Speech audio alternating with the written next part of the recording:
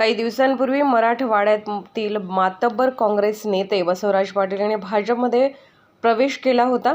लिंगायत समाजाचा महाराष्ट्रातील महत्त्वाचा चेहरा म्हणून बसवराज पाटील यांची ओळख आहे। पक्षाने संधी दिली तर आगामी धाराशिव लोकसभा निवडणूक लढवण्याची बसवराज पाटील यांनी इच्छा व्यक्त केली।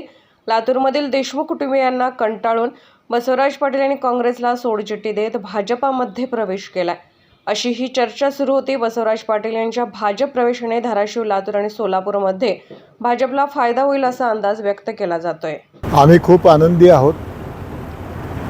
आम्ही आदरणीय देशाचे पंतप्रधान नरेंद्र मोदीजी साहेब यांच्या आणि राज्याचे उपमुख्यमंत्री देवेंद्रजी फडणवीस साहेबांच्या नेतृत्वावर विश्वास ठेवून आणि त्यांनी जे आजपर्यंत जे केलेलं काम आहे या सगळ्या गोष्टीचा विचार करून आम्ही भाजपमध्ये प्रवेश केलेला आहे। ही म्हणजे धाराशिव लोकसभेमधून ज्यांना उमेदवारी मिळेल, पक्षाने ज्यांना उमेदवारी देतील त्यासाठी आम्ही जरूर प्रयत्न करू।